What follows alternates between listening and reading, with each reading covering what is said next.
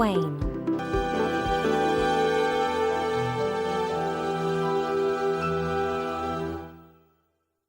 Chapter 1. The Birth of the Prince and the Pauper. Nearly 500 years ago in London, 2 baby boys were born on the same day. One family wanted their baby very much. This baby wore beautiful, expensive clothes.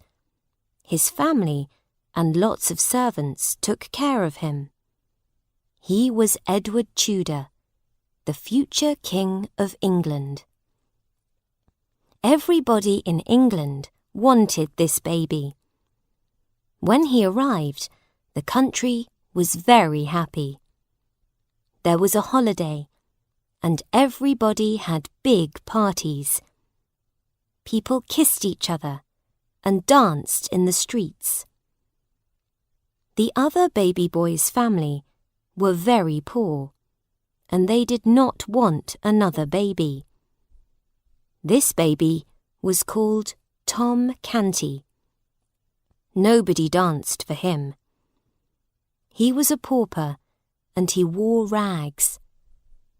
For 9 years, Tom Canty lived in a small house near London Bridge. About 100,000 people lived in the old city of London then, perhaps more. Chapter 2. Tom Canty's Poor London.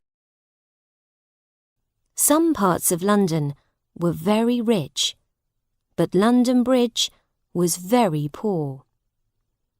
The houses were made of wood, and they had small, dark windows. The streets were narrow and dirty, and there were too many people. There was always a horrible smell, because people threw rubbish on the streets. Tom lived in a house in Offal Court. Many poor families lived in that house, and it was often a noisy and dangerous place to live. Every night, people shouted and argued.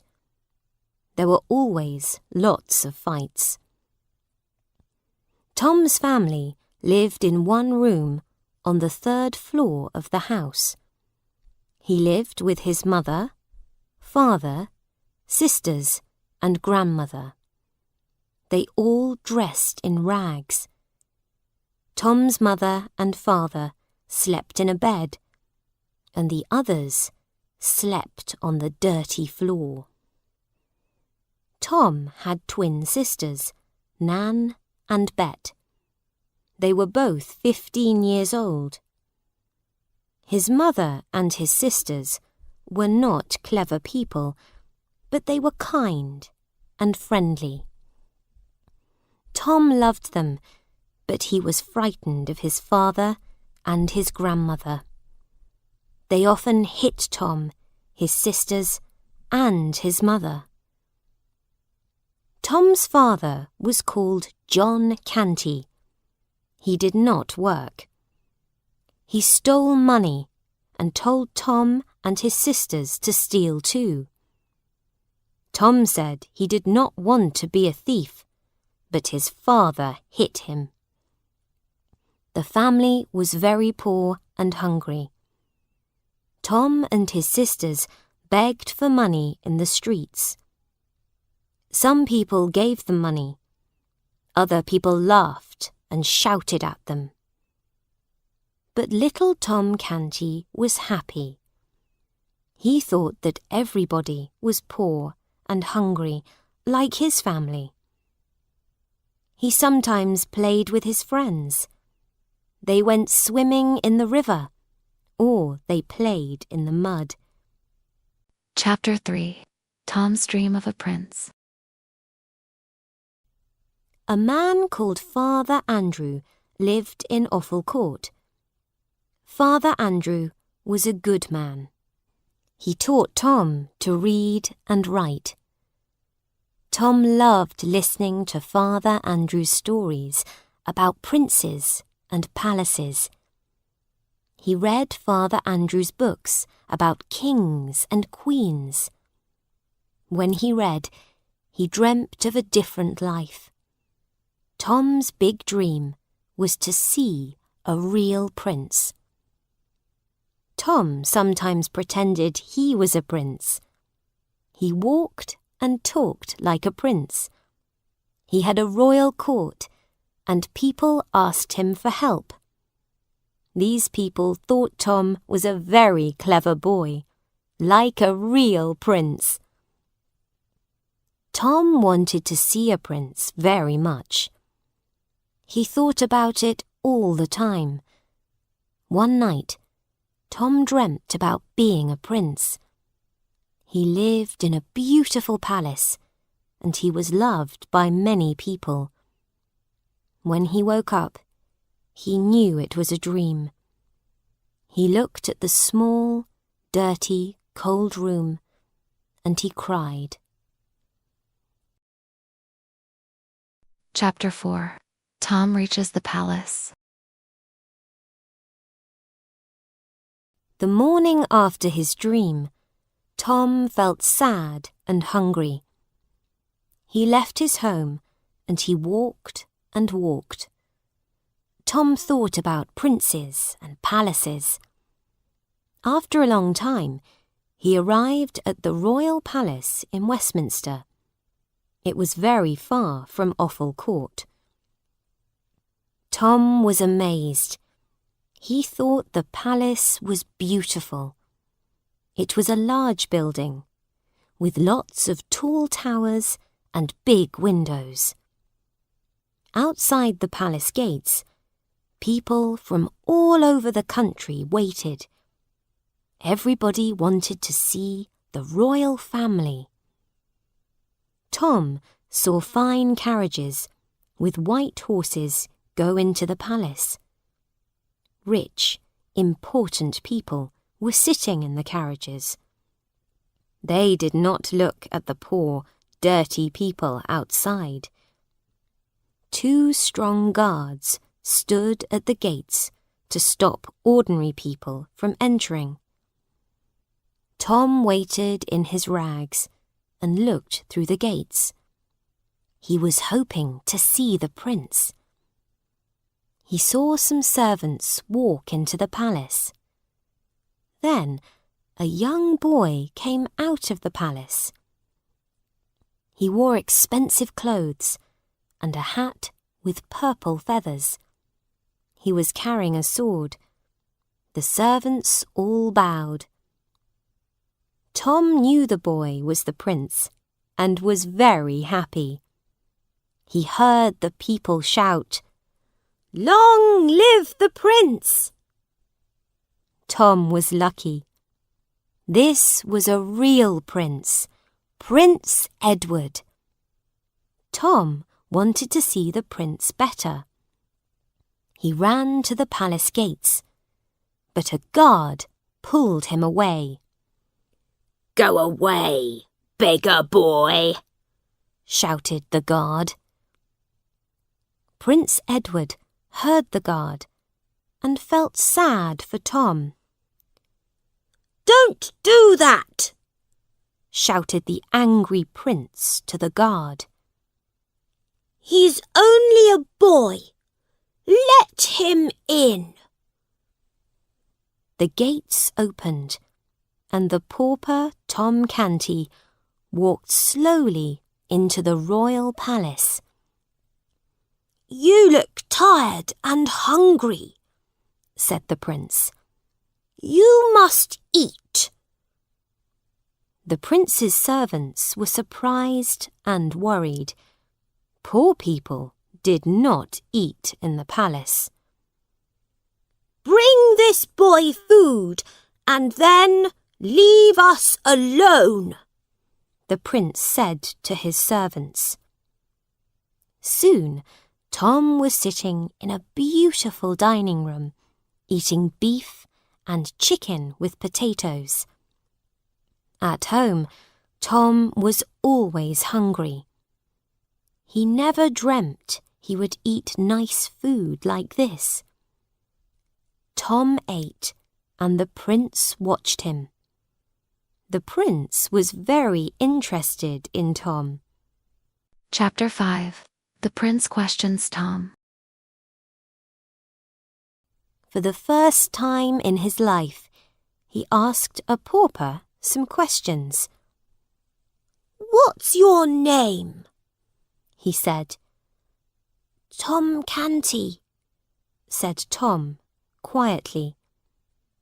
"Where do you live?"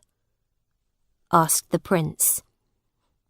"In Offal Court, near London Bridge," replied Tom. Tom was surprised that the prince was interested, but he was very happy to answer the prince's questions. "Have you got a mother and father?" continued the prince. "Oh, yes.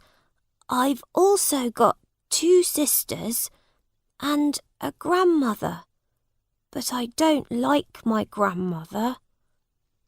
"Why don't you like your grandmother?" asked the prince. "Because she's a bad woman. She hits me," answered Tom. "That's terrible," said the prince. Tom saw that he was very angry. "I will send her to prison in the Tower of London," he shouted. "But only important people go to prison in the Tower of London," replied Tom. "Yes, that's true," said the prince. "Is your father kind?" "No, he hits me too," replied Tom. "I understand," said the prince. "My father is sometimes angry. Does your mother hit you?" "No, my mother and my sisters are very kind," said Tom. "I have got sisters too," said the prince. "They are called Lady Elizabeth and Lady Mary. I have also got a cousin called Lady Jane Grey. Lady Elizabeth and Lady Jane are very nice, but Lady Mary is not. She gets very angry with her servants. Do your sisters get angry with their servants?" "They haven't got any servants," replied Tom. "Then who helps them to get dressed?" asked the prince. "We all get dressed ourselves, and we don't have many clothes," said Tom. The prince did not understand. How could people get dressed themselves? A servant always helped him. "You can have one of my servants," he said. "I will also give you and your sisters lots of new clothes. Do not thank me. It is nothing." "That is very kind of you, sir," said Tom. "You speak very well. Where do you go to school?" the prince went on. "I don't go to school," Tom said. "A good man called Father Andrew taught me to read and write." The prince smiled. "I have got a teacher as well," he said. "Tell me about your home. Are you happy there?" Tom thought about Offal Court. "Yes," he said. "Sometimes there are puppet shows and plays in the street. I play with my friends, and sometimes we hit each other with wooden swords for fun." "That sounds wonderful," the prince said. "In summer," continued Tom, "we go swimming in the river. We also dance and we play in the mud." "Excellent," replied the prince happily. "I'd really like to wear your clothes, see a puppet show, play with friends, and swim in the river. Sometimes I get very bored here." "Well," said Tom, "I'd really like to dress like a prince." "Really?" said the prince. Chapter 6. The boys change clothes. "Well, we'll swap clothes. I'll wear your clothes and you can wear mine." A few minutes later, Tom was wearing the prince's expensive clothes and the hat with purple feathers. The prince was wearing Tom's dirty old rags. "Look in the mirror," said the prince. Tom looked, and he was very surprised. "We have got the same eyes," continued the prince. "We have got the same hair. We have even got the same face." It was true. The two boys looked exactly the same. They were like twins. But then the prince saw one small difference between them. "You have got a bruise on your hand," he said to Tom. Tom looked at his hand and saw a big black mark on it. "How did you get it?" asked the prince. "That guard hurt me when he pushed me away from the palace gates," Tom said. This made the prince very angry. "I'm going to find that guard and shout at him," said the prince. "Before I go, I must put this thing in a safe place." The prince had a beautiful gold object in his hand. The prince hid the gold object in a suit of armour. Then he quickly ran out of the room. He went to the palace gates. "Who are you?" asked the guard. "I am the prince," he said. The guard did not believe him, because he was wearing rags. "Don't be stupid," the guard shouted, and opened the gate. "You're only a beggar boy." He pushed the prince out of the palace and onto the street. All the people on the street laughed at the prince. "I am Prince Edward, the future King of England," the prince shouted, but everybody laughed. He was alone and outside the palace. Nobody believed he was the prince. The people from the palace gates followed the prince for a long time. They laughed at him and called him names. The prince was angry and shouted at them. At last, he grew tired and quiet. The people got bored and left him alone.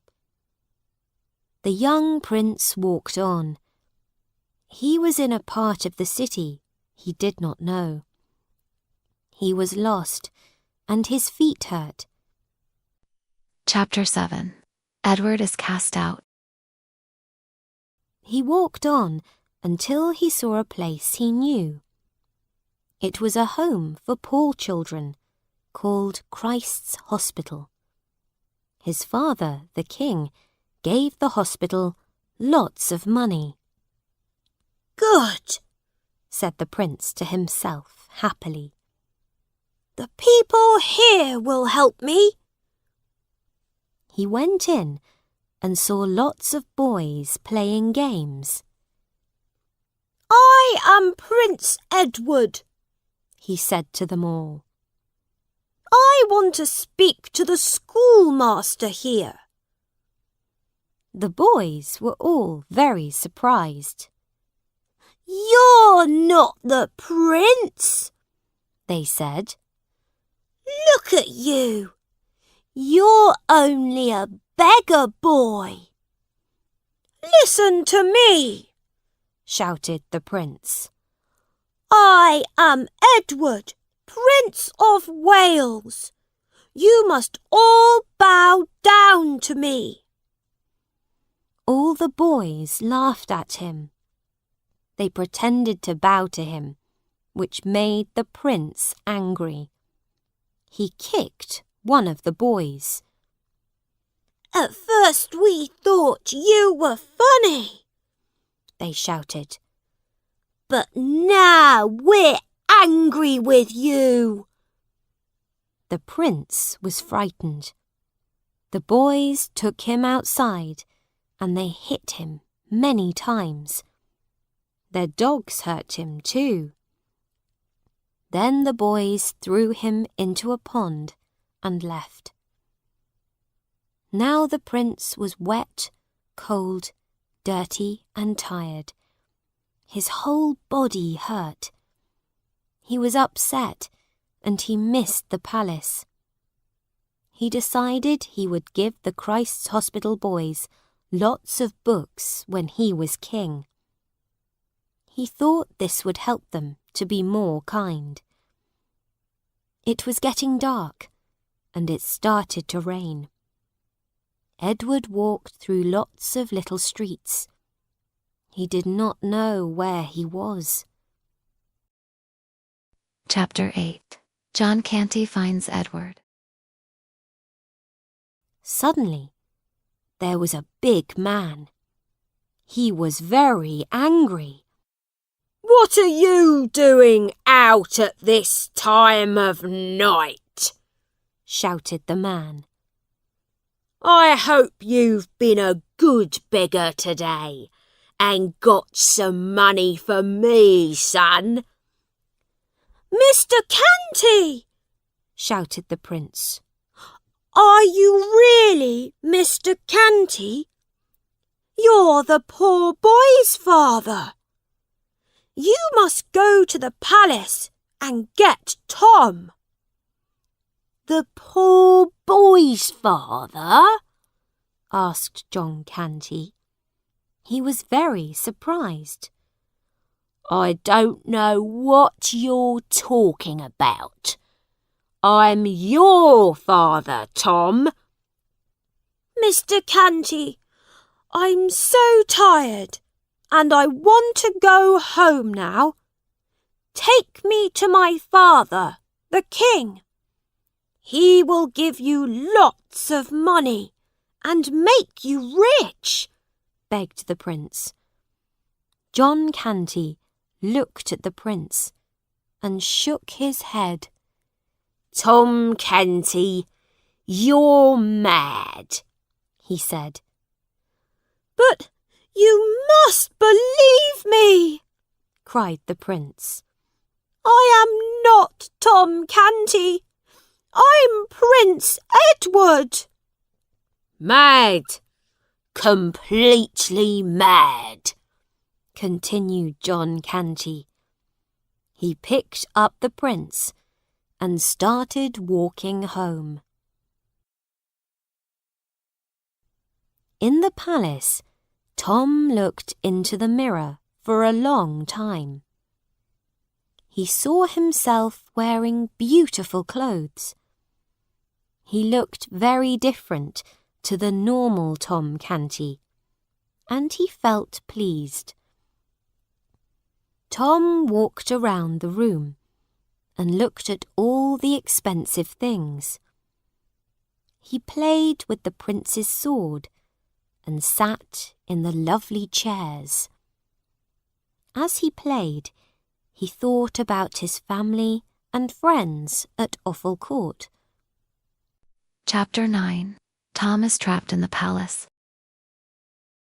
What would they think if they could see him now? When he went home, he would tell them some good stories. Suddenly, Tom began to worry. The prince left the room about 30 minutes ago. Where was the prince? A guard might find Tom there and send him to prison, or worse. Tom began to feel very lonely and frightened. Then there was a knock at the door, which made Tom jump. The door opened, and the prince's cousin, Lady Jane, came into the room. She looked at Tom. "You don't look good," said Lady Jane. "Are you okay, my prince?" "Oh, no, I'm not the prince," cried Tom on his knees. "I'm a pauper called Tom Canty." Young Jane did not understand, and she was very worried. "Why are you on your knees? You're the prince," she cried, and ran out of the room. Tom lay on the floor. He was so worried that he could not move. He thought the guards were coming to take him to prison. Everybody found out about Lady Jane's visit to the prince very quickly. They all thought the prince must be mad, but they could not talk about it. They would be sent to prison if they did. Tom was taken to Henry VIII. He was very frightened and felt weak. He could not walk very well, and other people helped him.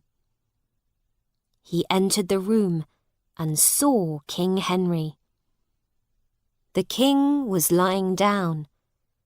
Tom could see the king was fat, old, and very ill.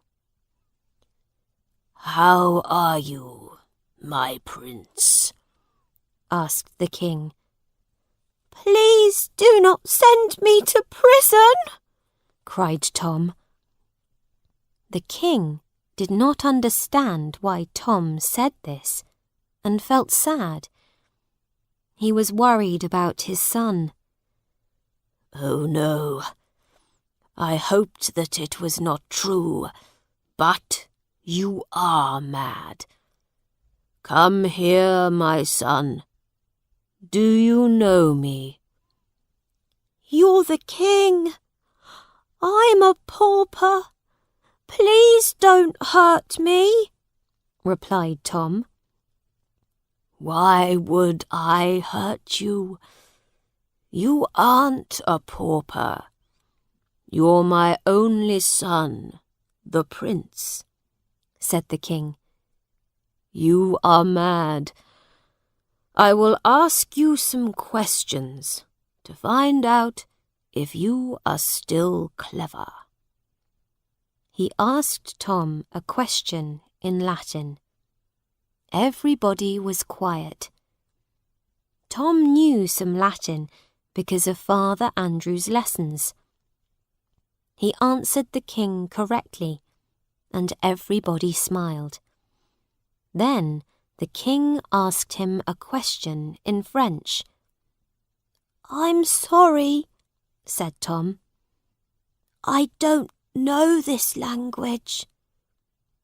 Everybody was very sad and worried again. The king tried another question. "Where is the Great Seal of England?" he asked. The Great Seal was a very important, expensive object. Prince Edward took care of it for the king. "The Great what?" replied Tom. He did not know what the king was talking about. "I'm sorry," said Tom. "I don't know where it is." The king was very sad. "My son," said the king to Tom, "you will hide your madness from everybody. It is very important that you do not tell people you are a pauper. You will go to the great banquet tomorrow evening. I'm sure you will be okay soon." "Yes, my king," Tom agreed. He would try to act like a prince from now on. "My son has worked too hard, and he is mad," shouted the king. "He will rest and play games until he is better. Anyone who makes him work will go to prison. He will be King of England. Leave me now. I must rest." Tom left the king's room feeling terrible. He could not leave the palace, and he did not know if he would see his family again. He wanted to go home to Offal Court. He hated being a prince. He sat on his bed and thought about the great banquet. He was so worried he could not sleep. John Canty took the prince to Offal Court. The prince shouted and tried to run away. Chapter 10. Edward in Offal Court. Lots of people laughed at them, but Father Andrew told John Canty to stop. John Canty hit Father Andrew on the head with a stick. Then he pulled the prince into the Canty's room. "Where am I?" asked the prince. "At home, of course," replied Nan and Bet. "Home? This is not my home," he cried out. "I live in the palace." The sisters and Mrs. Canty were very worried, and they ran to him. "What are you talking about?" asked Mrs. Canty. "Tom, are you okay?" "I am not Tom," said the prince. "I am Edward, Prince of Wales." "The Prince of Wales! Ha! My son thinks he's the Prince of Wales!" shouted John Canty. "He's mad!" "My poor boy, you've read too much about princes," said Mrs. Canty. "You aren't a prince. I am your mother."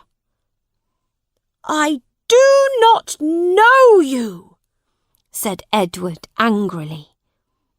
Mrs. Canty thought her son was mad, and she started to cry. "How much money did you get today, Tom?" asked John Canty. "I haven't got any money for you. I do not beg. I am a prince," replied Edward. This made John Canty very angry, and he hit the prince again and again. Then Grandmother Canty hit him. Mrs. Canty tried to stop them, but she could not. John Canty turned out the light and went to sleep. Nan and Bet went over to the prince. They put straw on him to make him warm. Then Mrs. Canty went over to him and gave him some food. The prince thanked them. His body hurt, but at last he went to sleep. Mrs. Canty could not sleep. She did not know if this boy was Tom Canty. She wanted to find out. When Tom Canty was surprised by something, he always put his hand in front of his face with his palm out. Mrs. Canty went over to the prince and woke him up. The prince was very surprised, but he did not move his hand in that special way. This boy might not be her son. At that moment, there was a loud knock on the door. A man shouted, "John Canty, you killed Father Andrew. You must run, or the police will send you to prison." "Quick," said John Canty. "We have to leave. Now." John Canty picked up a bag and put some bread in it. "Let's go," he said. He pushed the sisters and the prince out of the door. "Run, now," he shouted. "We will meet on London Bridge." Outside, the streets were very busy. People were having parties because it was the day of the Prince of Wales's great banquet. There was singing, dancing, and shouting. John Canty held the prince's hand. Then John Canty argued with another man, and the prince ran away. John Canty could not find him. The prince was free, but he was very angry. He knew now that the pauper Tom Canty was in the palace. He was pretending to be the Prince of Wales. Edward decided to go to the great banquet and tell everybody the truth. Chapter 11. Tom learns palace rules.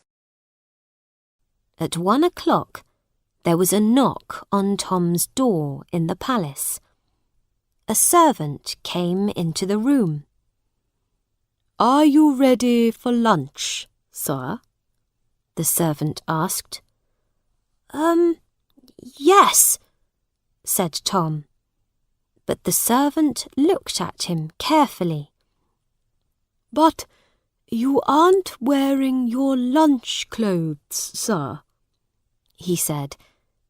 "You usually wear different clothes for lunch." Of course, said Tom. Tell me, what do I usually wear for lunch? The servant went to the wardrobe room and chose some very fine clothes. Tom liked them, and he started to get dressed. Sir, said the servant, I usually help you to get dressed." "Okay," said Tom. He did nothing, and the servant helped him. He put on a beautiful white shirt and a small red jacket. It took a very long time, but Tom was happy with these clothes. Then Tom followed the servant through the palace. They went to a very big room with lots of tables. Tom sat alone at one of them, and 10 servants stood behind him. The servants put lots of plates of food on the table, and then they waited. It was very quiet. Tom did not understand what was happening. He was hungry, and he wanted to eat. "Is anybody going to eat?" he asked. "But only you eat, sir," said one servant. "Oh, of course," said Tom. He picked up a cup, but a servant stopped him. "Sir," said a servant, "the servant of the cup will help you. He puts water in your cup." "Oh, yes," said Tom. The servant of the cup put water in Tom's cup. There was a plate with lots of green leaves on it. "What is this?" Tom asked. "It is salad, sir," said a servant. "What is salad?" asked Tom. Green leaves, sir," replied the servant. Tom did not think it looked very nice. He decided not to eat it, and he took some meat. Another servant stopped him. The servant had to cut the meat into little pieces for Tom. Then Tom ate it with his fingers. The servants watched Tom. They were sad because they thought the prince was ill. The prince usually loved salad, and he never ate with his fingers. There were some nuts on a plate. Tom wanted to eat the nuts, but he did not want the servants to watch him. He put some nuts in his pocket. "I will eat them later," he thought. Then Tom had an itch on his nose. "I'm sure a prince doesn't scratch his own nose," he thought. He tried not to think about it, but the itch got worse and worse. He did not know what to do. "My nose itches," he said. "What must I do?" The servants looked at each other. They did not know what to do. There was no servant for scratching royal itches. "Please," continued Tom, "I don't like having an itch on my nose." The servants did not move. They were all worried and looked at each other. After a few minutes, Tom could not wait. "I'm sorry," he said, and he scratched his nose himself. When Tom finished eating, the servants brought a bowl of water. It was for Tom to wash his fingers in. Tom did not know the reason for the bowl of water. He picked the bowl up and he started to drink from it. The servants were very surprised. "This doesn't taste very nice," he said. "It needs more salt." The servants looked at each other again. Then Tom stood up, but another servant stopped him. "The Lord Protector always takes you back to your room," said the servant. "Oh, yes," said Tom, but really he did not understand. "Call the Lord Protector," said the servant to another servant. "Call the Lord Protector," the other servant shouted to another servant. After some time, the Lord Protector came into the room. He was the prince's uncle, and he was a very important man. As they walked, the Lord Protector talked to Tom. "Sir," he said, "I know you are ill at the moment. You must be worried about the great banquet tonight." "Yes, that is true," said Tom. "I am very worried." "I will help you. I will tell you what a prince must do. When you eat, let the servants do everything," continued the Lord Protector. "Servants will put water in your cup, and they will cut your food into small pieces. If you want nuts later, just ask a servant to bring you some. A prince doesn't put nuts in his pocket." "No, of course not," replied Tom. "And the bowl of water at the end of the meal," said the Lord Protector. "Yes, that didn't taste very nice," said Tom. "That is to wash your fingers in. It isn't a drink, sir," the Lord Protector went on. "Oh, yes, I remember now," said Tom. "And one other thing," continued the Lord Protector. "A prince does not say please or thank you." "Why not?" asked Tom. "Everybody should always say please and thank you." "Ordinary people should always say please and thank you," replied the Lord Protector. "But you are a prince." They arrived at the prince's room. Chapter 12. The Great Banquet. "I will leave you now, sir," said the Lord Protector. "Please rest this afternoon. Then you will be ready for the great banquet tonight." Tom lay on the big, soft bed, but he did not sleep. He was too nervous about the great banquet.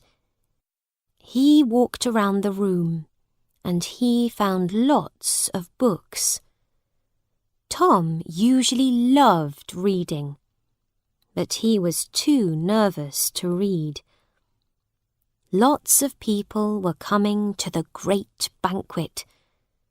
They would watch him, and they would know he was not a prince.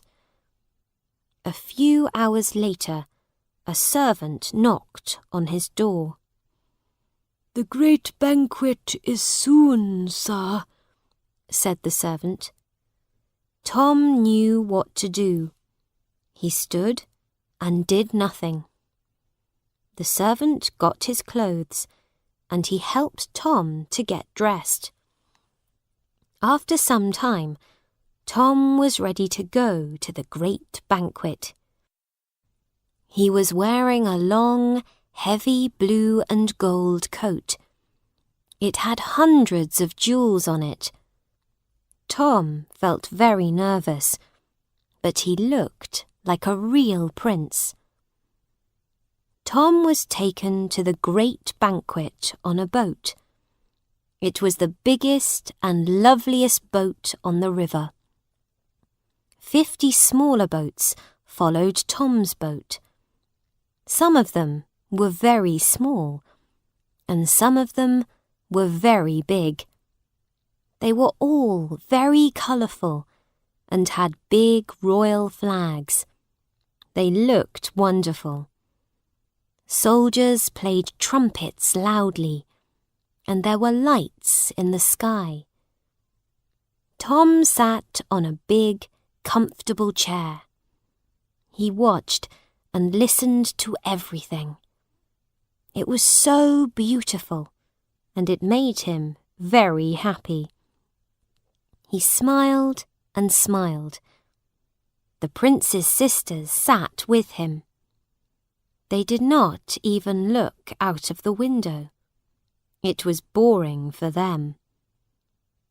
They soon arrived at the great banquet. There was more music, and there were more flags. Hundreds of people were waiting at the side of the river. They all wanted to see the prince. The pauper Tom Canty from Offal Court walked off the boat.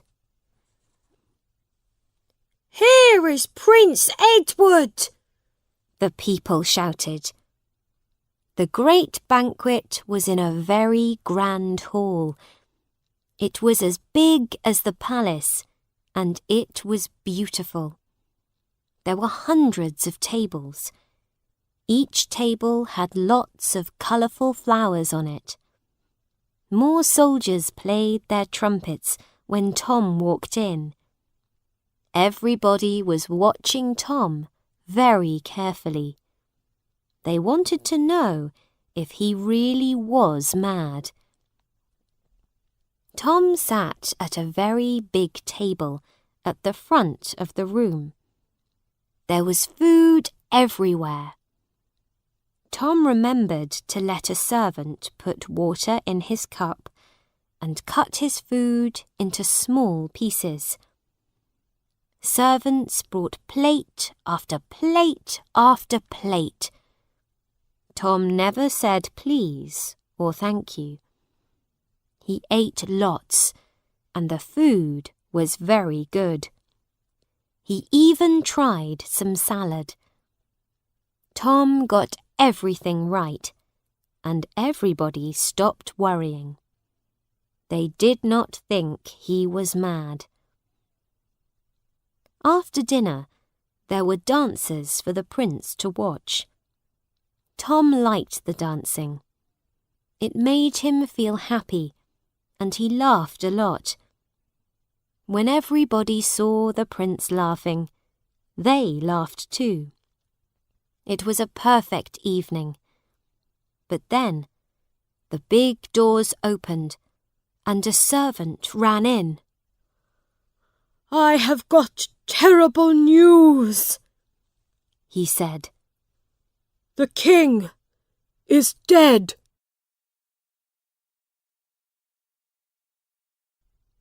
We now return to the real prince, who has just run away from John Canty. Prince Edward was walking to the great banquet hall. He wanted to tell everybody that he was the real prince. When he arrived outside the great banquet hall, there were a lot of people waiting. Chapter 13. Edward meets Miles Hendon. "We want to see the prince!" the people shouted. Edward pushed his way through all the people. "I am the prince," he said angrily. "You can see me now. I am here." The people looked at this boy, and they laughed. He was wearing rags. He was a pauper. "You're not the prince," one man said to him. "Don't be stupid," said a woman. "Look," she said to her friends. "This boy thinks he's Prince Edward." I am Prince Edward. I have no friends, but I am the prince," he shouted. He wanted to cry. The people stopped laughing at Edward. They were angry with him now. "Be quiet," they said to him. "Stop saying you're the prince. You're wearing rags." The people pushed him and pulled him. One person even hit him. Edward tried to run, but there were too many people. He was frightened and worried. "Leave him!" shouted a very tall man suddenly. He was strong and wore soldier's clothes. The clothes looked very old, and his hat was broken. "He's only a boy. Don't hit him." "Boy, I don't know if you are a prince, but I will be your friend. My name is Miles Hendon." Miles pushed the people away. Edward felt okay for a moment. "There's my boy." It was John Canty again. He was very angry when he saw Edward. "There you are," he said. "Come with me. I will hit you for running away from me." Miles told John Canty, "You will not hit this boy again. He can live with me now." "Yes," said the prince. "He is not my father. I hate him." John Canty did not listen. He tried to take the prince, but Miles stopped him. Then Miles picked Edward up and quickly carried him away from John Canty. Miles ran through the streets. When it was quiet, he put Edward down. "You helped me. When I am king, I will make you a knight," said the prince. Before Miles could say anything else, a boy came running through the streets. "The king is dead," he shouted. "Long live Edward, King of England!" Edward felt very sad because his father was dead. Many people were frightened of King Henry. Chapter 14. Miles Protect the King. He was a very big, very important man who was often angry. But Edward knew his father was a kind man.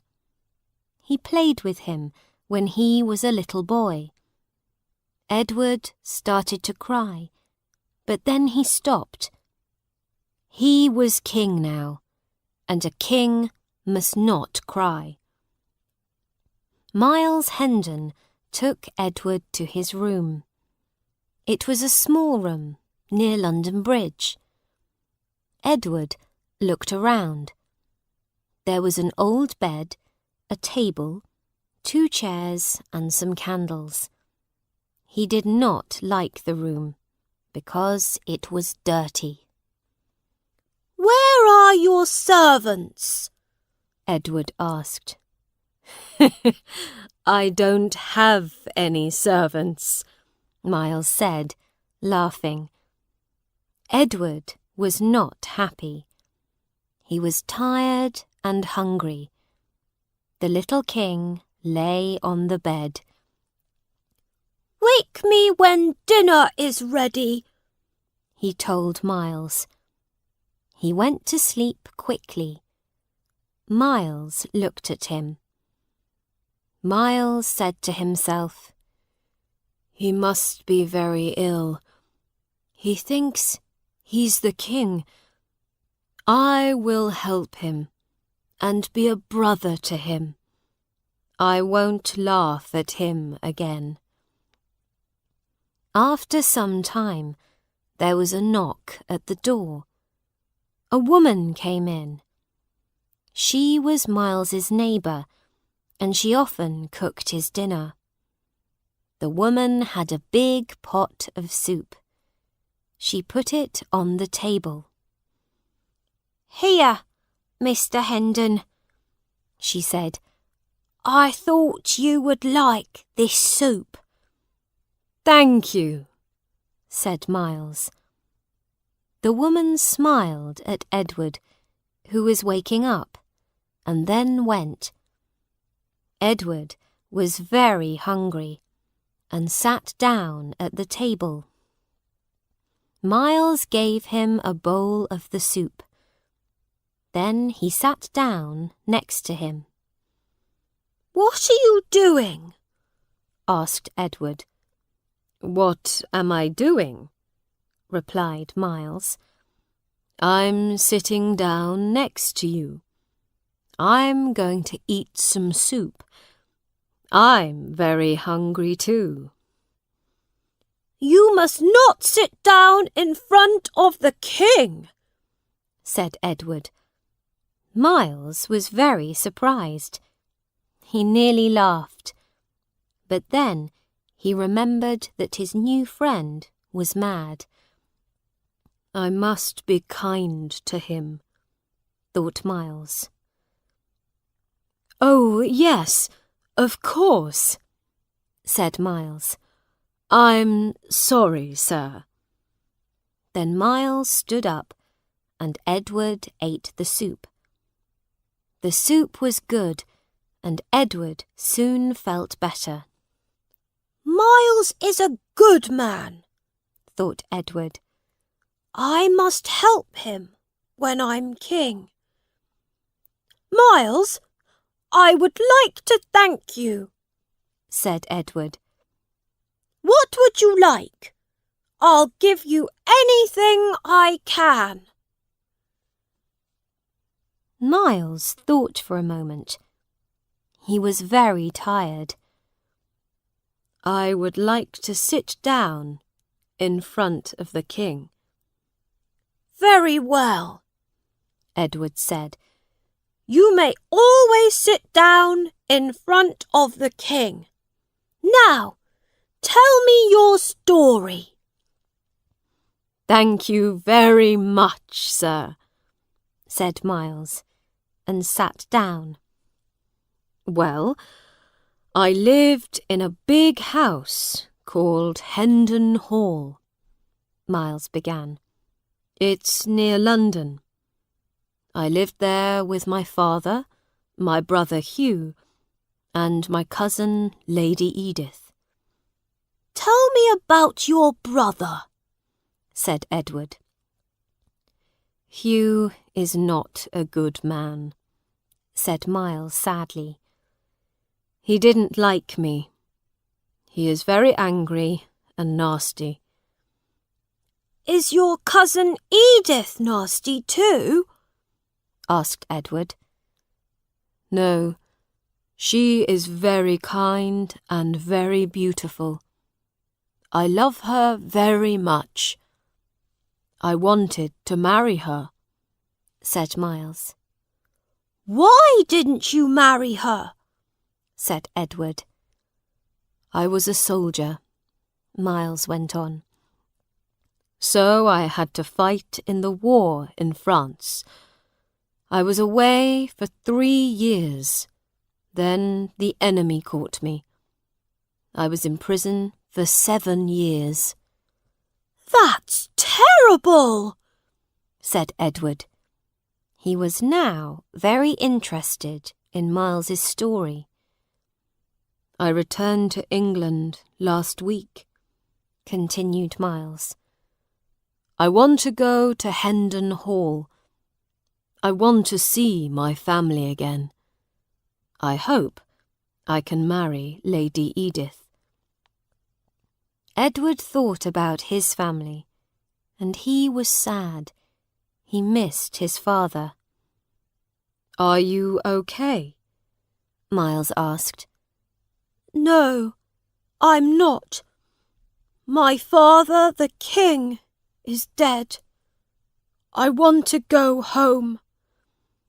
Miles felt sad for this boy again. "Where is your home?" he asked Edward.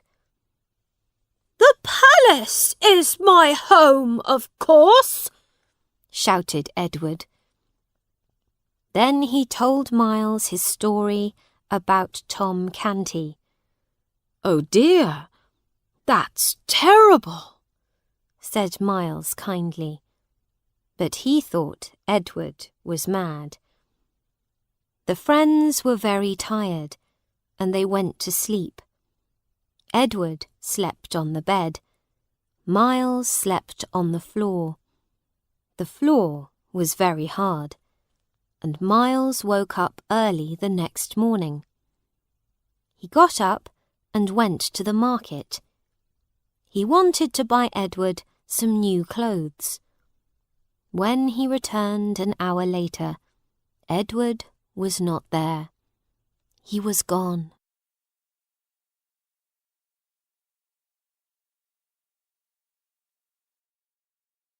Chapter 15. The New King, Tom Canty.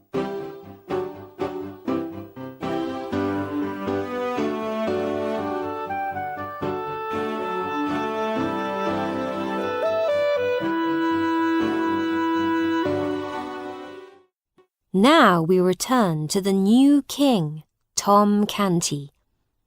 Tom slept well after the great banquet. He woke up and he thought he was in Offal court. But then he opened his eyes. He saw his big bed and his servants. He was in the palace. "This is all real," he said to himself. 6 servants helped him to get dressed. They washed him, put on his clothes, and cut his hair. They made him look wonderful. Then another 6 servants took him to the breakfast room. They gave him food, and they stood and watched him. 2 hours later, he was ready. Tom was taken to the throne room. There were lots of important men in the room. They were all waiting for Tom, but Tom did not know why. He sat on the throne, and he was very quiet. The Lord Protector walked into the room. "We have got a very important meeting this morning. Now you are king, sir. We must talk about some important things. Your father spent a lot of money on the palace and on war. Now we haven't got much money." "What?" Tom asked. "The king was a very rich man. Everybody knows that." "No, sir," replied the Lord Protector. "We can't even pay the servants." "Oh dear," said Tom. "What shall we do?" "You are the king, sir. You tell us what to do." "I see," said Tom. He knew what to do. "This palace is too big. We will live in a smaller palace. And there is too much food at the banquets," he continued. "We don't need to eat so much food." The men in the room did not look happy. They did not like Tom's idea. "We will think about your ideas, sir," continued the Lord Protector. "But we have got more things to talk about." Tom was getting very bored. He wanted to play with his friends at Offal Court. He looked out of the window and saw a group of people. They were walking and shouting. "What are they doing? I would like to know," said Tom. The Lord Protector went outside to find out. When he returned, he told Tom, "The people are following 2 prisoners. The prisoners are going to prison forever. They will never see their families again." Tom thought this was terrible. "Bring them here," he said. The doors opened.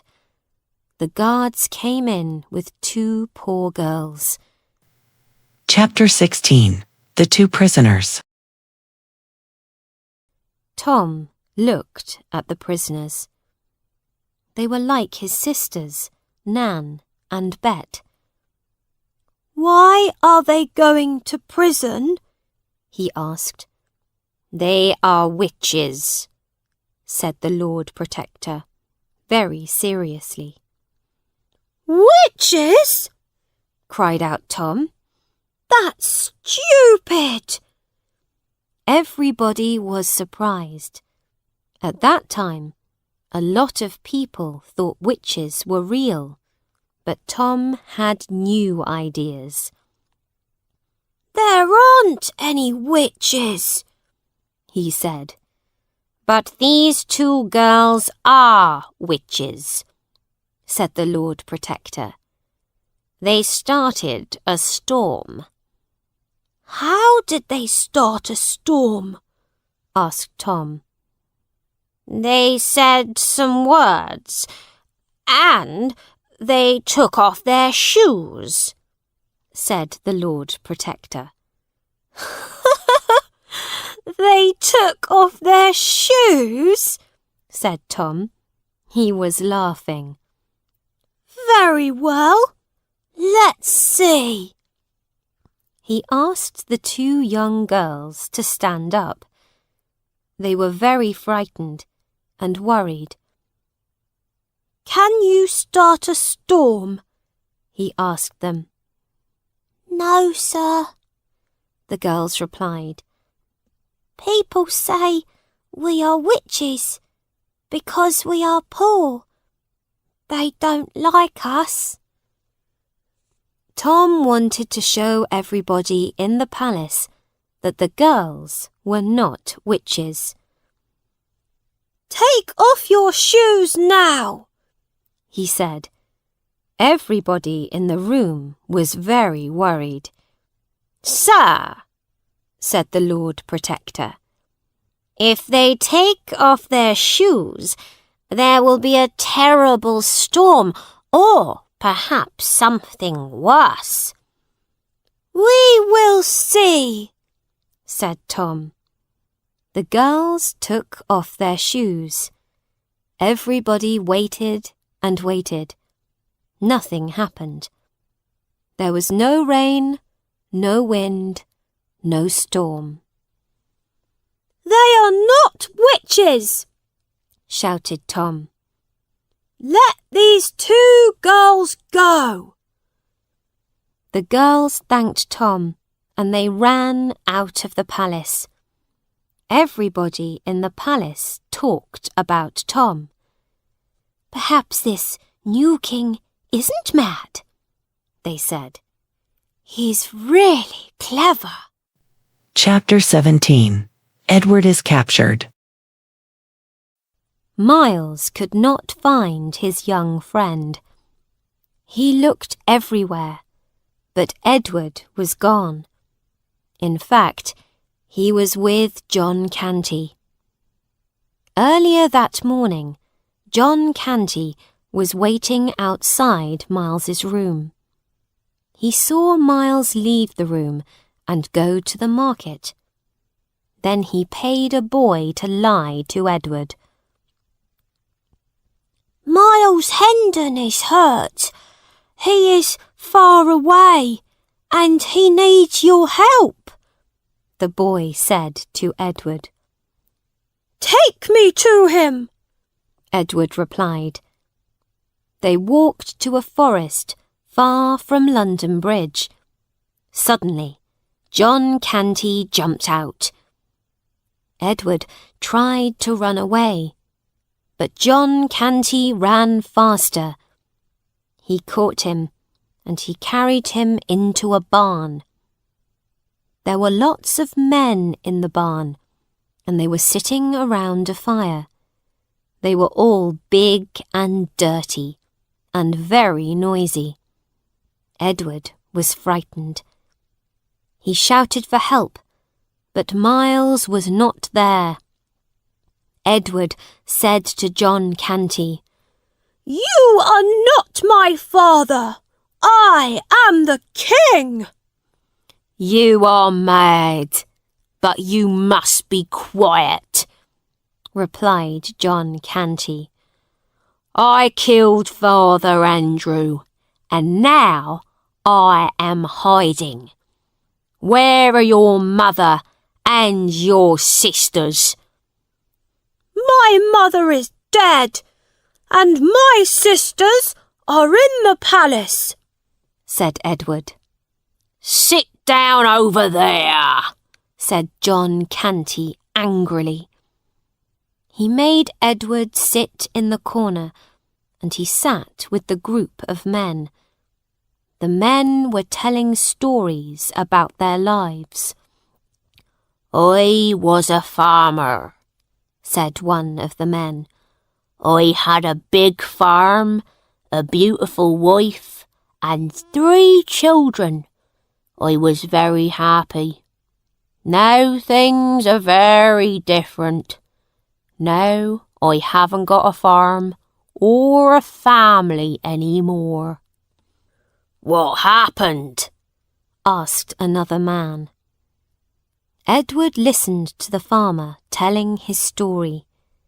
He felt sad for him. His life was very hard. Chapter 18. The Farmer's Sad Story. My wife was a nurse, and she helped sick people. One day, someone said she was a witch. A judge sent her to prison, and he took my farm. My wife died in prison, said the farmer. What happened to your children? Someone asked. Well, after I lost my farm, we had to beg for food and money. We were so hungry, I stole food for my children. I was caught and sent to prison. When I got out of prison, I found my children were dead. There wasn't enough food for them, the farmer went on. Suddenly, Edward jumped up and shouted, I will make sure you get your farm back. The men were all very surprised. How can you help me? asked the farmer. You're only John Canty's son. I am not John Canty's son, said Edward angrily. I am Henry the Eighth's son. I am Edward, King of England. Now the men were even more surprised. I'm sorry, my friends, but my son is mad, said John Canty. He pushed Edward into a little room and closed the door. Edward sat in there for hours, listening to the stories. Some of them were sad stories, like the farmer's. Other stories were about stealing money. It was late when Edward fell asleep. Chapter 19. The Stolen Chicken. The next morning, John Canty woke Edward up. "Come on," he shouted. "we're going to steal things." Edward did not want to steal things, but there was nothing he could do. They walked to a village, and John Canty looked for something to steal. Edward was hoping he could run away. John Canty saw a woman carrying a big bag. He wanted that big bag. He walked behind her and took it. He began to run away. "Stop, thief!" shouted the woman. John Canty did not want to go to prison. Very quickly, he put the bag in Edward's hands. Then he ran away. "There's the thief!" the woman cried out. "That boy there! He has got my bag!" "No, it wasn't me, you stupid woman!" shouted Edward. "I didn't steal the bag." "Yes, you did," she said. "Look, it's in your hands now." A lot of people were watching and shouting at Edward. He did not know what to do. He was the King of England, not a thief. "Don't worry, my boy." Edward looked round and saw his friend Miles. "Miles!" he shouted across the people.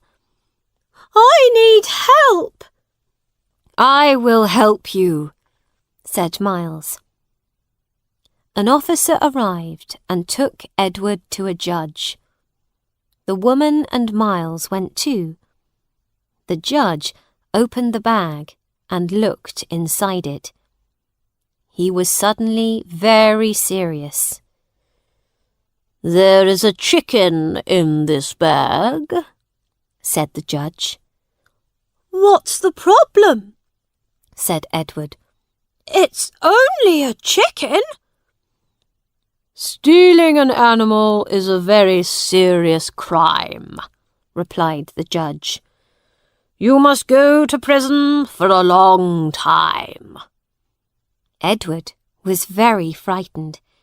He should be in the palace, not in a prison. What could he do? He turned to Miles for help, but Miles was talking quietly to the woman. "Do you want to get a poor boy into trouble?" Miles whispered to the woman. "He is only young, and he will go to prison for a long time." "I've got a son the same age as this boy," she said. "I don't want him to go to prison." She was worried.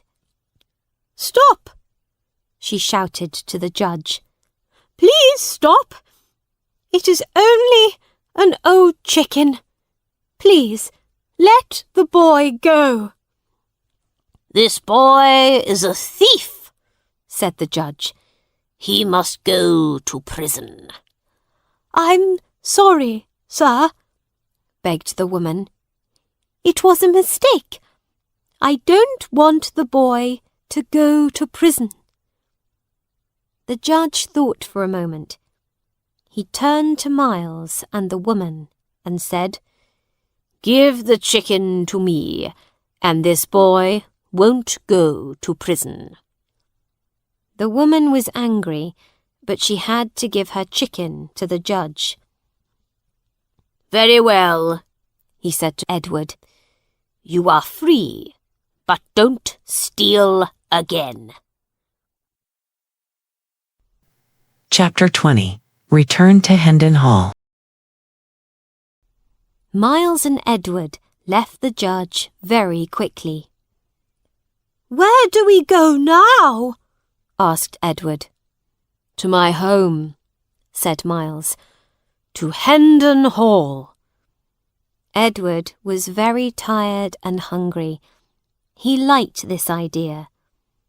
"Yes," he said. "Let's go to Hendon Hall. We will rest, and then we will return to the palace." They walked for a long time out of London and into the countryside. They went across fields, through woods, and past lots of pretty houses. They spent the night in a small hotel. They carried on the next morning, and soon they reached Hendon Hall. "Here is Hendon Hall, my king. My family will be so happy to see me. They will love you too. Look how big it is.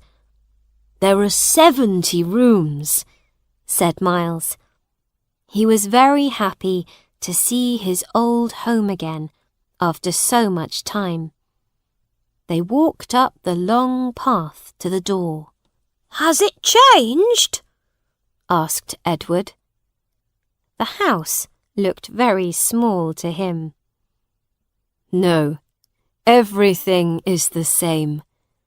Miles smiled and knocked on the big old door.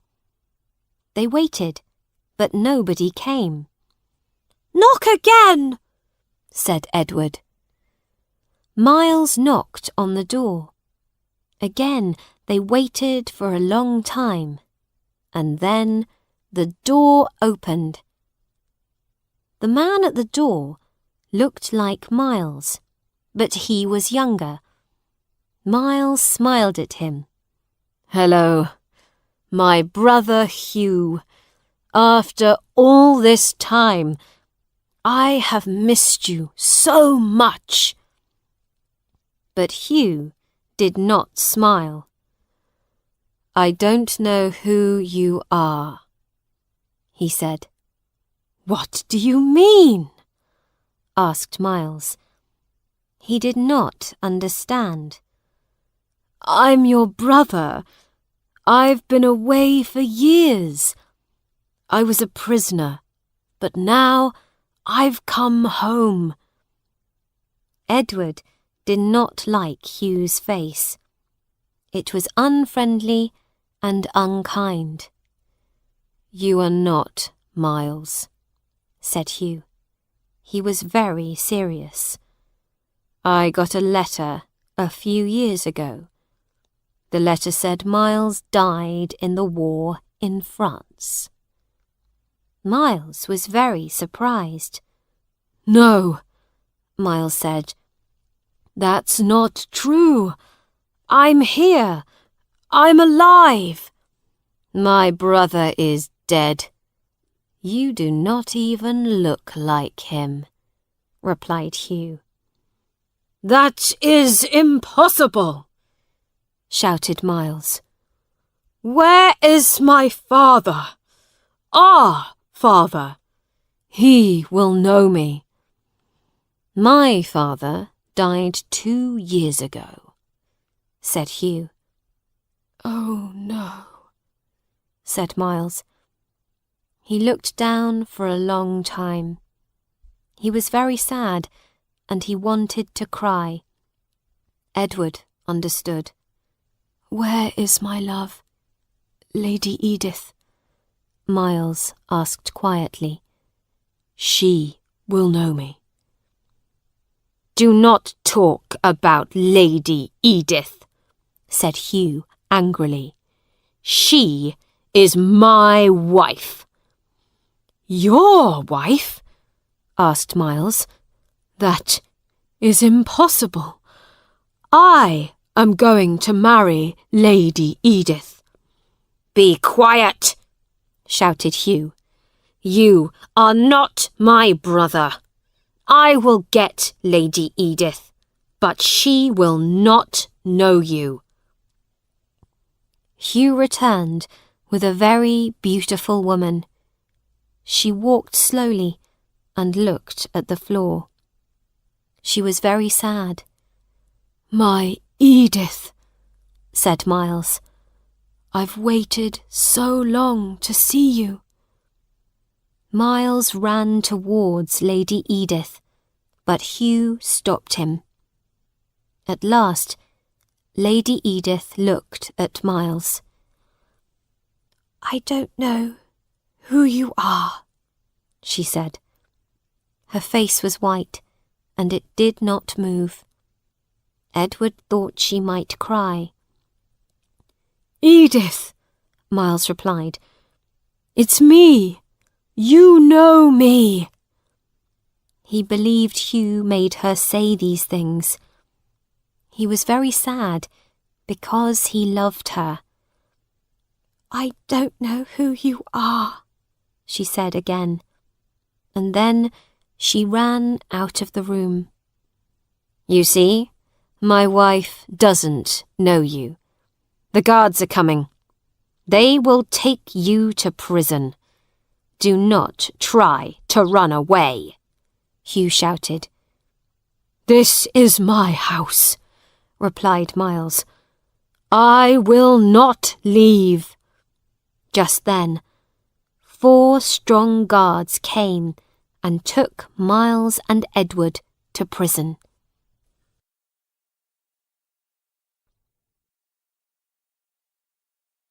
Chapter 21. Stories from the Prison.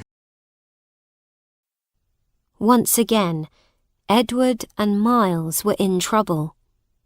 The prison was dark and dirty. There were a lot of people arguing and fighting. Edward and Miles sat down on the cold stone floor. Both thought about their own problems. Edward thought about returning to the palace. Miles thought about Hugh and his love, Lady Edith. The other men in the prison told each other their stories.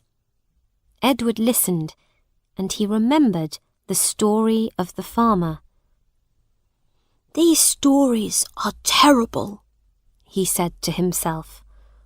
"I must hear more stories and learn from them. Then I will be a good, kind king." "Why are you in prison?" Edward asked one man. "People said I stole a horse," he replied. "I said I didn't do it, and the judge believed me." "Then why are you here?" asked Edward. "Because I am a poor man," he said. "I haven't got a home, and I can't buy food. I have to beg, and beggars are sent to prison." Then Edward asked another man. "I found a hawk," said the man. "I took it to its owner, but he said I stole the bird. The judge sent me to prison for 20 years. "That's not fair," said Edward. He was very angry. Another man told Edward his story. "I said a politician was a bad man," he said.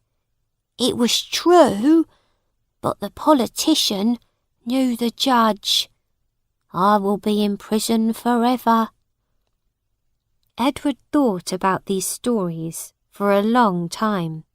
"When I am the king," he said to himself, "I will try to help all these people." At last, he fell asleep. The next morning, a guard woke them up. "You've got a visitor," he said. "A visitor?" asked Miles. "Who is it?" A small old man came to the prison door to talk to them. "Blake Andrews!" shouted Miles. "It's old Mr. Andrews. He was one of our servants in Hendon Hall. He was a good man. Mr. Andrews was very worried. He walked over to Miles. When the guard left the room, he went on his knees. Chapter 22. Freedom before the Coronation. Sir Miles, he whispered. He was very happy to see Miles again. We thought you were dead.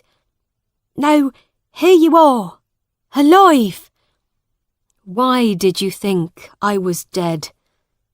Asked Miles. We saw a letter, said old Mr. Andrews. It said you were dead, but some of us didn't think it was real. Some people said your brother wrote the letter. He wanted everybody to think you were dead. Then he could marry Lady Edith. That's terrible, said Miles. Why didn't you stop him? Your brother is a very angry man, said Mr. Andrews. We have to work for him, and we are all frightened of him. After your father died, we didn't know what to do. Listen, said Miles. You must help us to get out of prison. I will try, said old Mr. Andrews. But things are difficult. The coronation is tomorrow, and everybody is very busy. Coronation? Said Edward, surprised. Yes, said Mr. Andrews. The new king will be crowned. The new king? Said Edward. They need to find him first. Mr. Andrews did not hear Edward. People say the new king is mad, said Mr. Andrews. But they also say he is kind. What king? Shouted Edward. We have to get out of this prison now! Old Mr. Andrews did not understand why Edward was so angry. He thought he must be mad. I will try to help you, Mr. Andrews said. Edward and Miles watched Andrews talk to the prison guard. He gave the guard some money. The guard smiled and nodded his head. A few hours later, the guard opened the door. You can go, he said to Edward and Miles. But you must leave this place and never return to Hendon Hall. Edward and Miles ran out of the prison. Miles was very interested in the new king. Mr. Andrews said the new king was a good person who wanted to help people. Perhaps he could help Miles to get Hendon Hall back. It would be very difficult to speak to the new king, but he did not have another idea. Edward was very worried. He needed to be at the coronation. He had to tell everybody that he was the real king. What do we do now? Miles asked Edward. We go to London, said Edward. They walked very quickly to London and arrived late that night. The coronation would happen the next day in a huge church called Westminster Abbey. Thousands of people were waiting outside the abbey. They wanted to see the new king the next day. There were so many people that Edward and Miles soon lost each other. Tom was sleeping in a big, soft bed. and the real king was outside alone. He was hungry, tired, and wearing rags.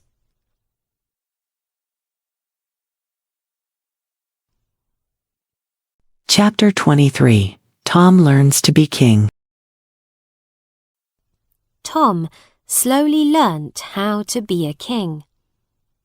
After a few days, he started to enjoy his new life. He was not frightened now, and he loved living in the palace. He really liked telling people what to do. They listened to everything he said and did everything he told them to. No one thought he was mad. Tom loved sleeping on the big, soft bed. When he wanted to sleep all day, he told the servants to leave him alone, and they did. He ate chicken at every meal. He liked all the food in the palace, and he was never hungry. Tom also liked having servants now, because it was so easy. He did not have to get dressed, wash, cut his food, pour his water, or get ready for bed. The servants did everything for him. He liked this so much that he got hundreds more servants. He also loved the rich clothes, and he bought many more. The clothes a young king wore were even better than the clothes of the prince. He had lots of red and gold coats made of very expensive materials. Tom felt wonderful when he wore them, like a real king. When he was bored, he walked in the big palace gardens with Lady Jane and Lady Elizabeth. They played games and they talked too. The young girls were friendly and funny. Tom liked them. Tom was so busy that he did not think about Edward or his own family very often. He hoped Edward was happy, and he missed his mother and his sisters. But he did not want them to come to the palace. He did not want to be a pauper again. Sometimes this made him feel bad. Then he would buy a new coat or walk in the palace gardens, and he was happy again.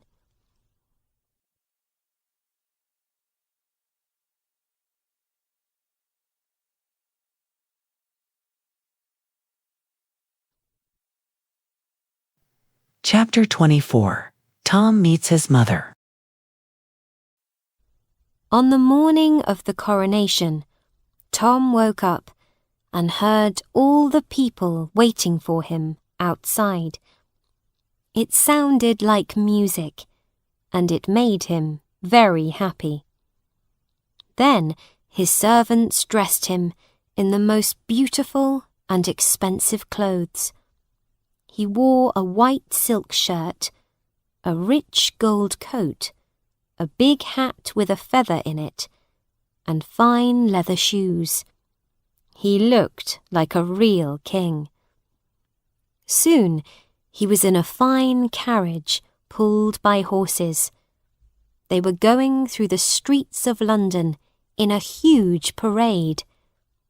There were lots of carriages and soldiers and horses. Thousands of people were watching the parade. They shouted and sang. Everybody was happy. "Long live the king!" they shouted. Tom smiled at them. He loved being the king. He laughed and threw money out of his carriage for the poor people.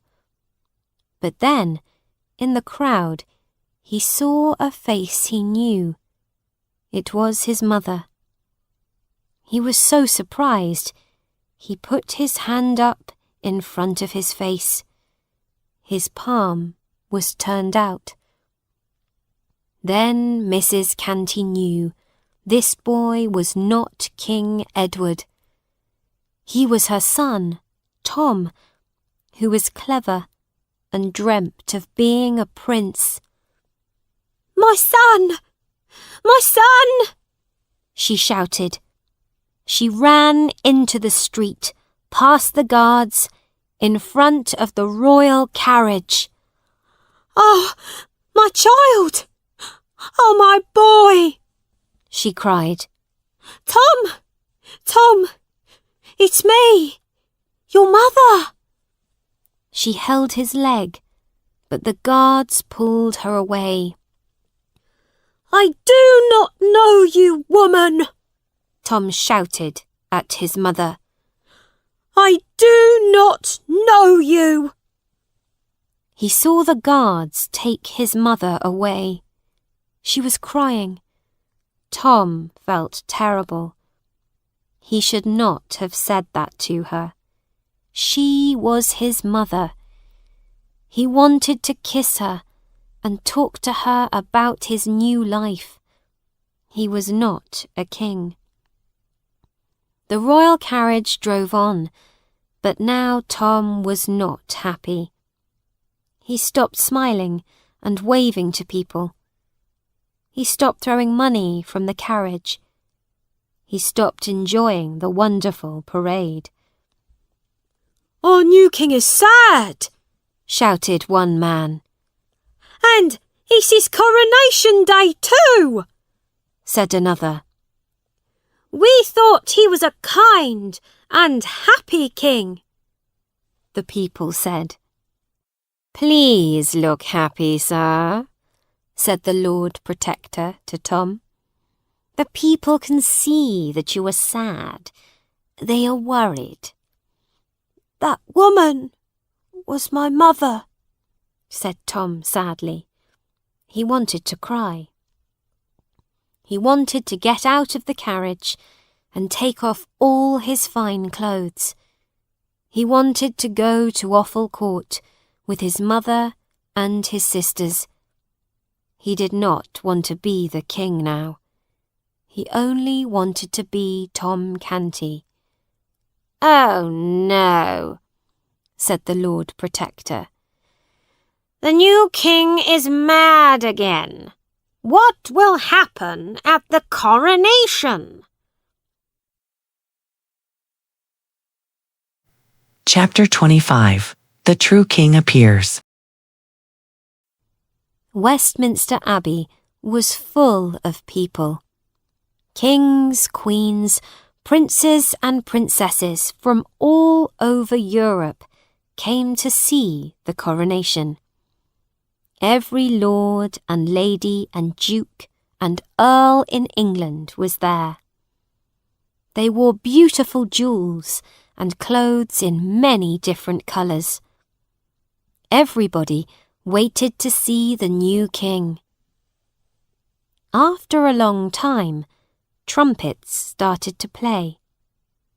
The big doors opened and everybody stood up. The coronation was beginning. And then the pauper Tom Canty walked in. He looked wonderful in his coronation clothes. Everybody thought Tom looked like a king, but he felt terrible. He was thinking about his mother. Tom walked through the abbey, past all the kings and queens and lords and ladies. He sat on the throne, and the coronation began. When the coronation was nearly finished, Tom felt ill, and his face was white. Suddenly, the doors opened again. This time, a boy dressed in dirty old rags walked in. Everybody stopped and looked at this pauper. "You must not put the crown of England on that boy's head!" he shouted. "I am the true King of England!" Nobody believed him. Everything went very quiet for a moment, and then the guards picked Edward up. They were going to throw him out of the abbey. "Stop!" Tom shouted to the guards. "Leave him alone. It is true. He is the King of England." "Don't listen to the king," the Lord Protector said to the guards. "He is ill again. Take that pauper to prison." But Tom shouted, "Do not touch him. He is the king." Then he ran to Edward and went on his knees. "Put the crown on, my king. It is yours," Tom said to Edward.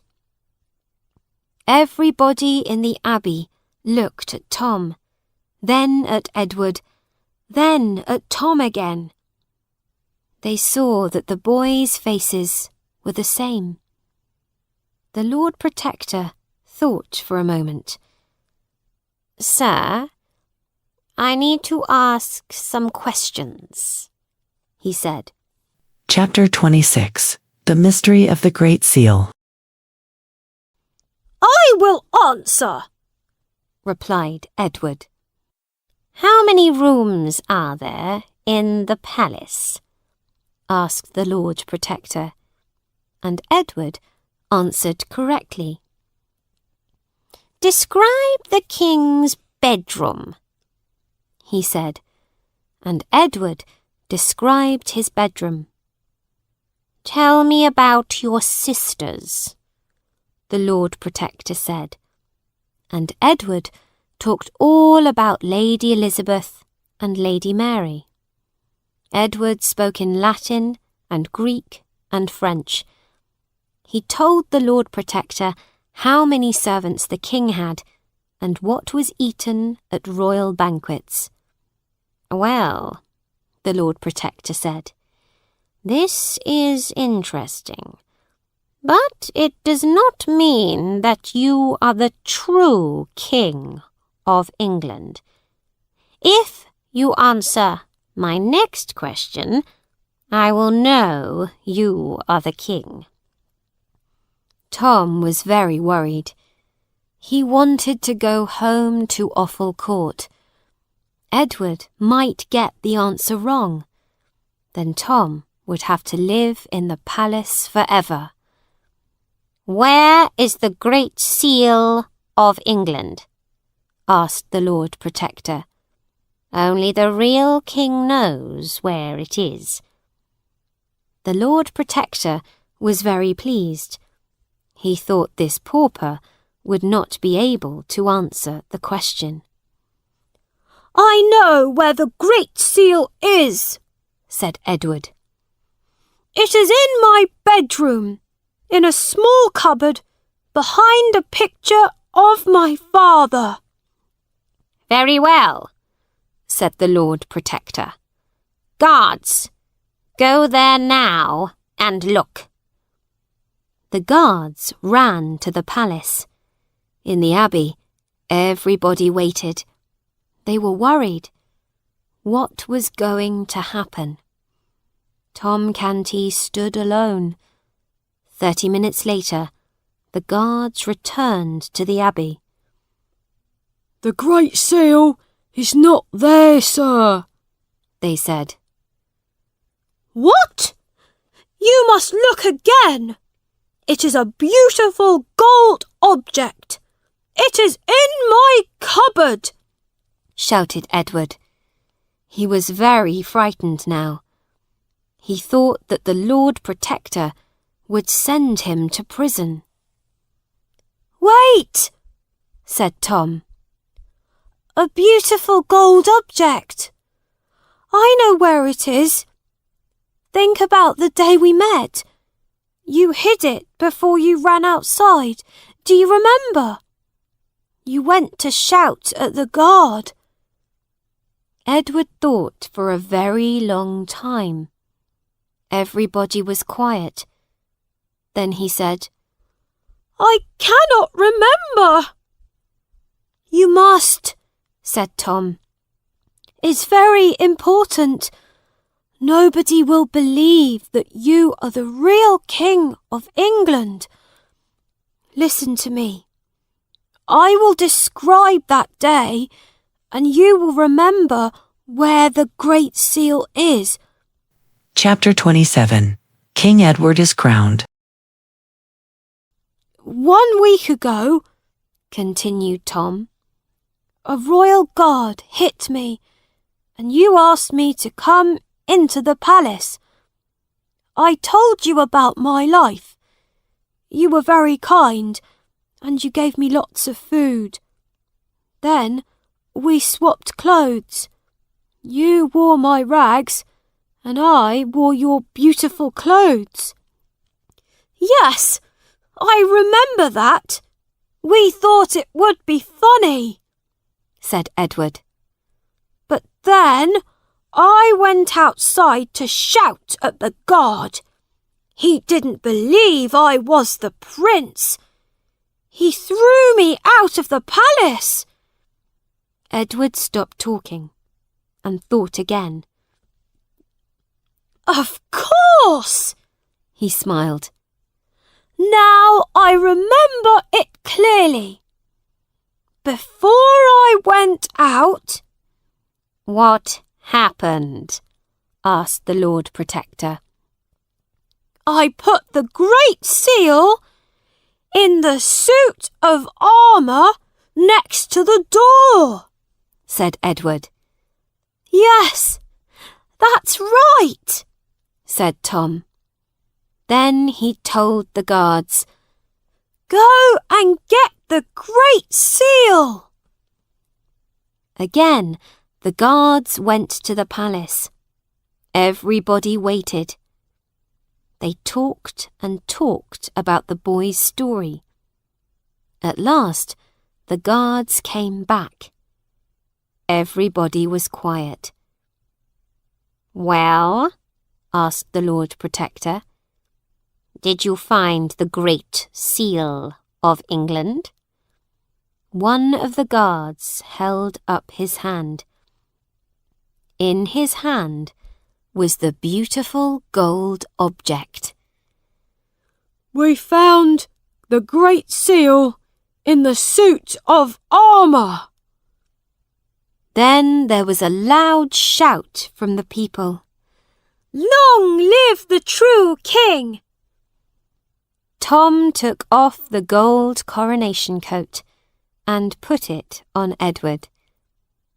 Edward sat on the throne, and the coronation continued. The real king was crowned.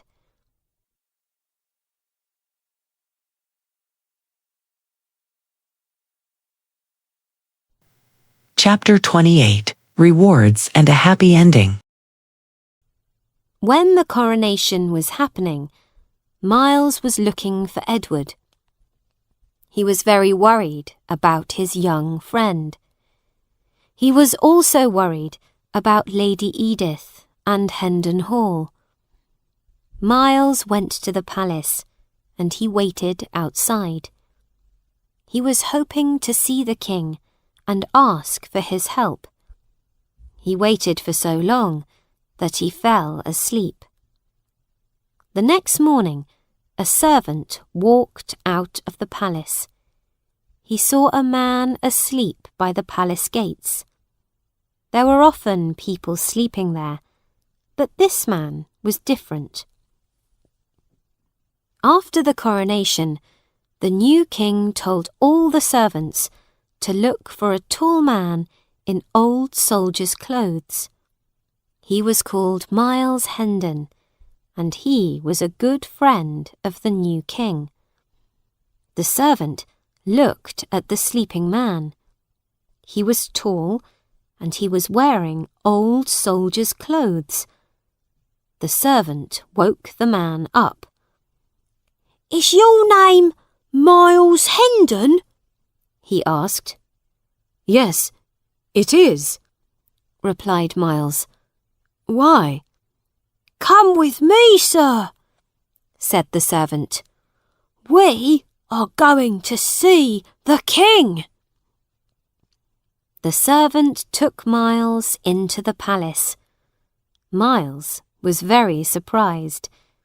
He thought it would be very difficult to meet the king, but it was easy. They went into a big room with lots of people in it. Miles stood in the middle of the room, and he waited to speak to the king. The new king was sitting on the throne, and he was talking to a servant. Miles looked around the beautiful room. He felt very lucky. The new king was wearing expensive fine clothes. There were lots of servants all around him. Then Miles saw the king's face. "My boy," whispered Miles to himself. "Is it really him?" Miles could not believe it. The king looked just like young Tom Canty. He had an idea. He saw a chair in front of the throne. He walked over to it and sat down. "What are you doing?" shouted a servant. "You can't sit down in front of the king." The king heard this, and he looked at Miles.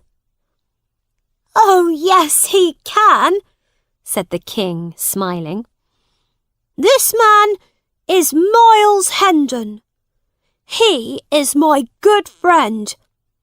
He can sit down in front of the king, and so can all of his children forever and ever."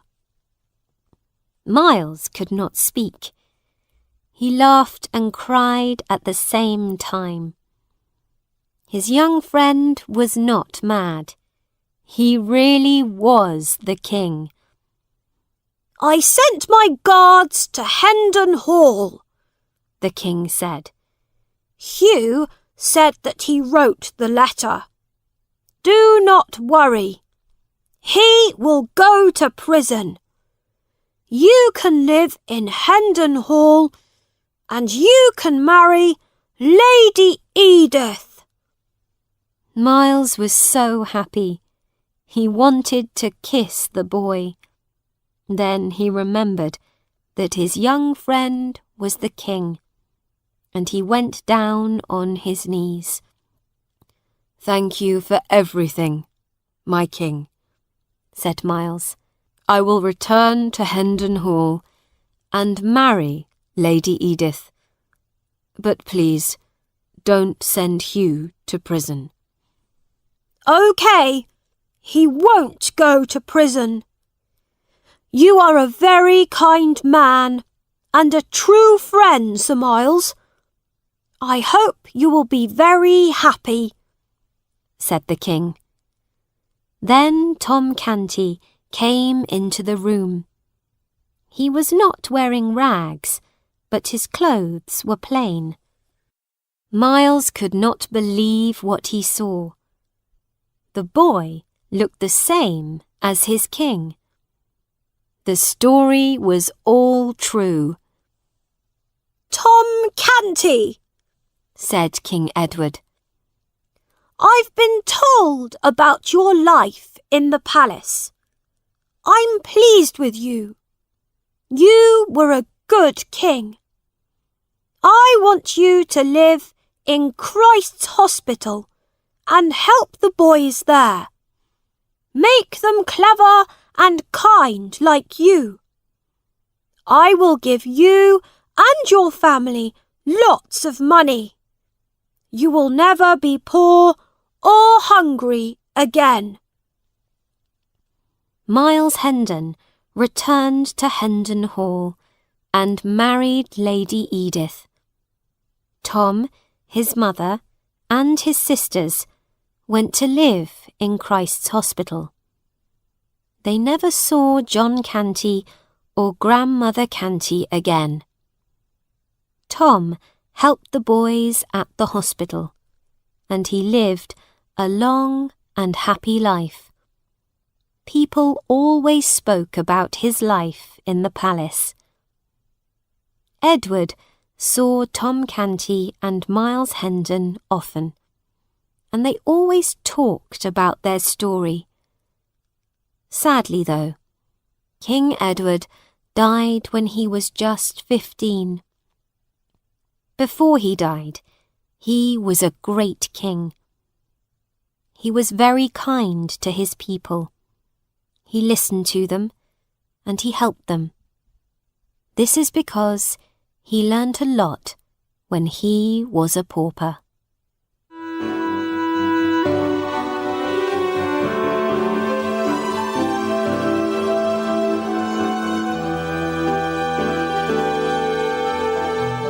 Subscribe now.